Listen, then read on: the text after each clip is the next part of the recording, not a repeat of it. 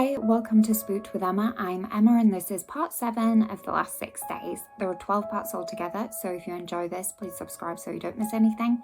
And if you can't wait for the next part, you can also buy the ebook or the paperback, and the links to buy those are in the description below.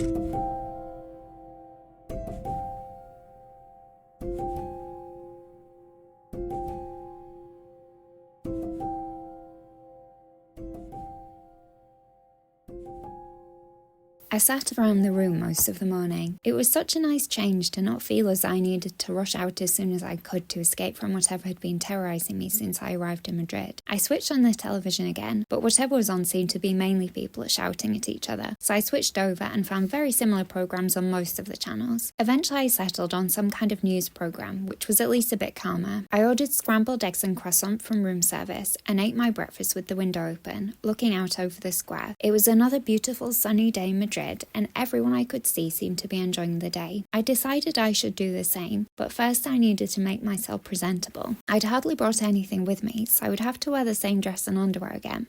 Probably no one would know the difference, but I realised I would need to go out and buy some more new things if I was going to avoid having to go back to the apartment. I just left my hair to dry naturally after my bath, so it was nicely wavy, but with a bit too much frizz. I should have had my roots done before I left for Spain too, but my usual stylist was on maternity leave, and I was nervous about going to anyone new after a bad experience when I went to a random stylist at Headmaster's who asked what I wanted and then told me no, I didn't want a trim, and that he knew exactly what to do to make me look amazing. I personally wouldn't have said that the asymmetrical bob with micro fringe did much to make me look amazing, and considering that it was the first and only time I appeared in Heat magazine's What Were You Thinking page, did socialite Millie Somerville get that haircut free with the pack of tinfoil she fashioned into a skirt? I wasn't the only one. After that, I didn't really like going to high street salons, and everywhere else gets booked up months in advance, so I had decided the roots would just have to wait. Anyway, maybe this was kind of Coachella chic. I did what I could with the comb in the bathroom and put on the Margaret Astor lipstick I'd bought the other day that luckily was in my bag. I wasn't overly impressed with what I saw when I looked in the mirror, but it was the best I could do until I managed to get some supplies. I looked down at my hands and noticed what a mess my nails were. I'd had a manicure before I left London, but now it was chipped and my nails were ragged from biting them. I hadn't even noticed I'd been doing it, but it was hardly surprising. I rang down to reception and asked if they could bring a nail file up for me, and a small and cheerful man who was starting to go prematurely bald arrived at the door with it within about 2 minutes. I tidied my nails as much as I could, but with the chipped nail polish, they still looked awful. They would just have to wait until I got to a shop though. Nobody would notice or care about my nails anyway. It's just that I felt as though now I was starting to feel better. I ought to look better too. When I left the hotel, the sun was blinding. I looked in my bag for my sunglasses, but they weren't there. I must have lost them somewhere. It was fine though, I would just have to get some more. I decided to go back to El Corte Inglés. I thought they'd have everything I needed, and I still didn't really know any other shops. I found some pretty pale pink sunglasses that were more normal than the ones I'd bought as an impulse purchase a couple of days earlier and abandoned at the apartment with almost everything else. Then I went upstairs and walked around just picking up clothes I liked. I wasn't really in the mood for trying anything on. I ended up with 4 large carrier bags. Luckily they accepted Amex. I'd been planning to go to Zara and Mango too, but I had too much to carry so I just headed back to the hotel, then remembered to stop at Sephora on the way to buy concealer to cover up the dark circles that now looked like they had been tattooed onto my face by a disgruntled tattoo artist. I got some blusher and mascara thinking that now I would at least look human.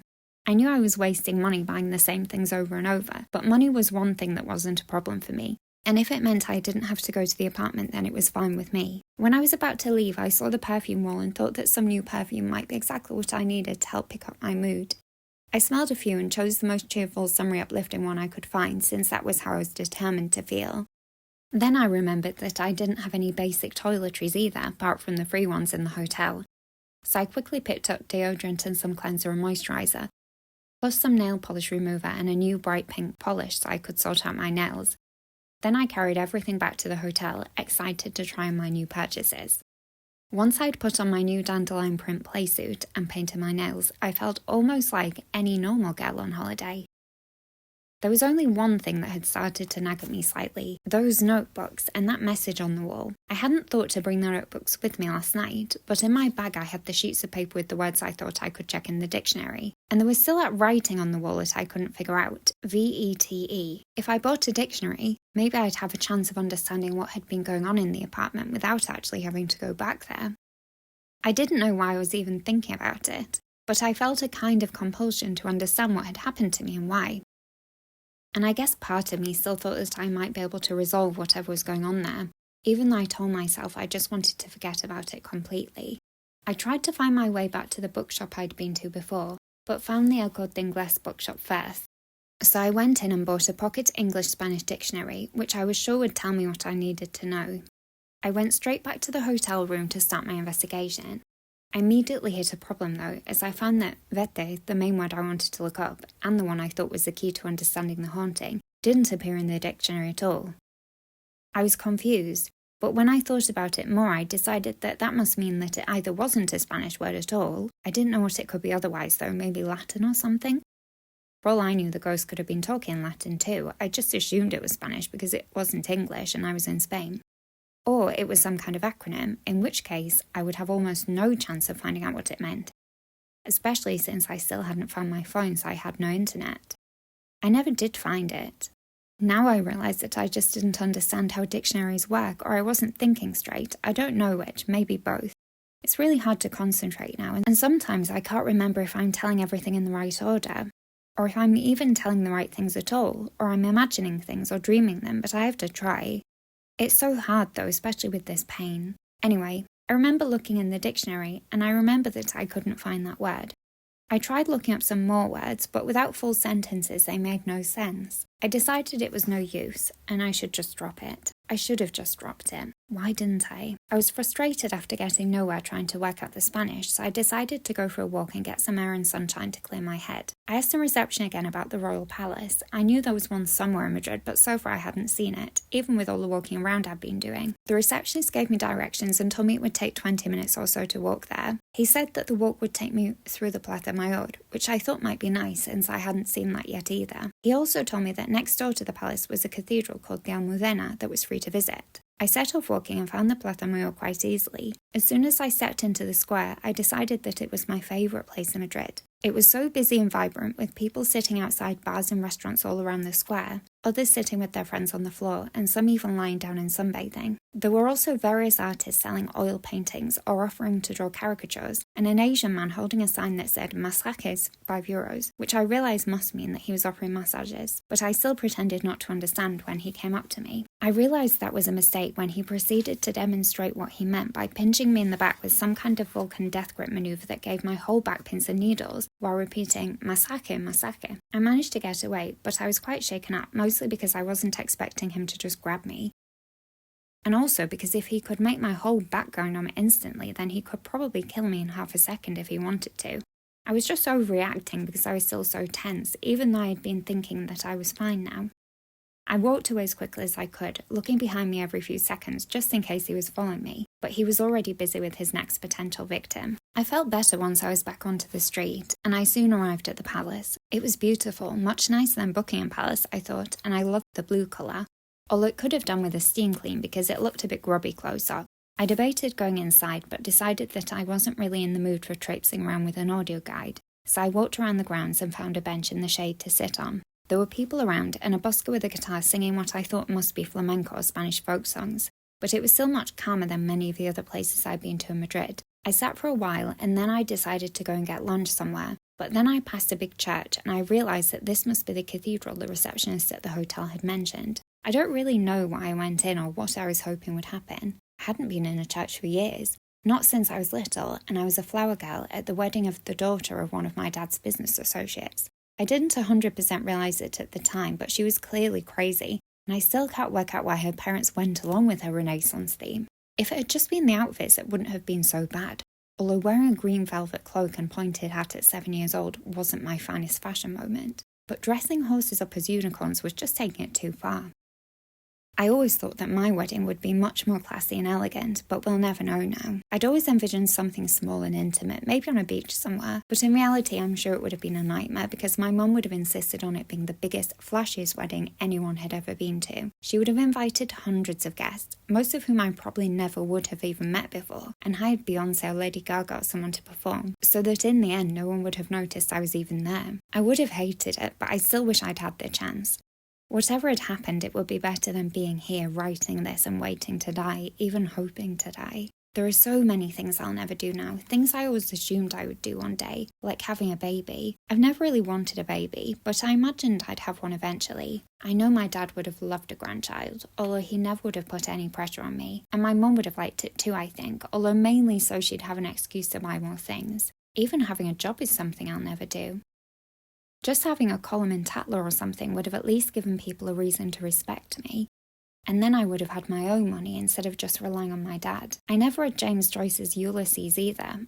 I was supposed to read it for my degree, but it was around the time of the university fashion show that I was modelling in and helping to organise, so I was busy with that.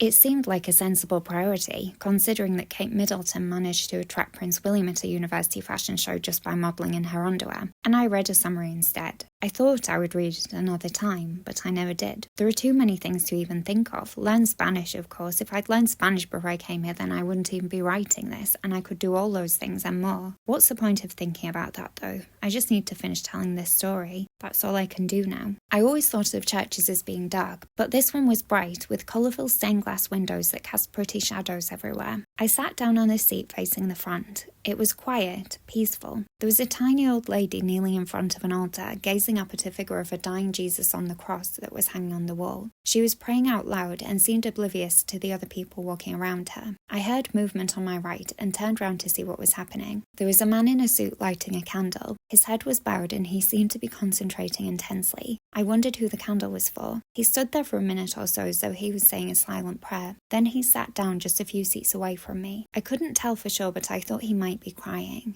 I tried to look at him out of the corner of my eye so it wouldn't be too obvious, but I couldn't see him properly without looking at him directly, and I didn't want him to know that I was looking at him. Regardless of whether or not he was crying, from what I could tell he seemed seriously good looking, dark hair and handsome features. I thought to myself it's probably not okay to look at men in that way in a church, but I couldn't help it. Without realising it, I turned to look at him face on, and he looked up and caught me staring at him. I quickly looked away, but when I glanced back he was smiling at me. If he had been crying before, he definitely wasn't now. He whispered hello in English with a slight accent and asked me what my name was. I told him and he said that it was a pretty name and that it suited me, which made me blush. I couldn't believe I was flirting with someone in a church.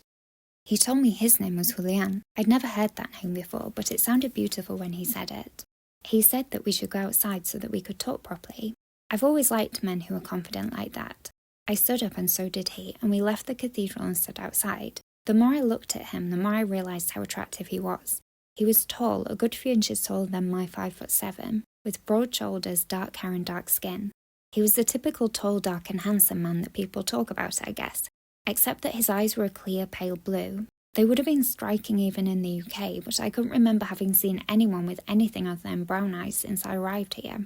I tried not to stare, but there was something mesmerising about him. I even felt as though I kind of recognised him somehow. For some reason I thought about when I was still in London and imagining my life in Spain, and I remembered my crazy fantasy about meeting a Spanish bullfighter and having a great romance. Apart from the eyes, he looked exactly like the man I would have imagined if I had a better imagination. Maybe that's why I felt as I'd seen him before. I asked him how he knew I spoke English, and he said that he just knew. I hadn't been this attracted to anyone for a long time. He asked me if I was a vegetarian, which I thought was a weird question. I told him I wasn't and asked why he wanted to know. He said it was because one of his favourite restaurants in Madrid was a vegetarian restaurant nearby and that he'd like to take me there for lunch. I tried to suppress a smile and said that it sounded lovely and I'd love to go with him. He looked pleased when I agreed, and I couldn't help being pleased too. Suddenly things were starting to happen the way I'd wanted to when I came here. I hadn't been on a date for at least a couple of years since before I met Ben, and I felt uncharacteristically nervous. I'd just been planning to spend the day sightseeing alone, so I wasn't prepared for this at all. He led the way and we crossed the road, and then soon afterwards we started going down steps that I hadn't even noticed when I walked past earlier. and I could see that there were other streets below where I'd been, as though a completely new city existed underneath the one I'd been in until now. We hadn't walked for long when we came to a picturesque small square. There were a couple of restaurants and some people sitting outside, and we went into a restaurant on our right. Julian said that he preferred to sit inside where it was quieter and we could talk properly. It was also air-conditioned, which would be a welcome break for me from the oppressive heat.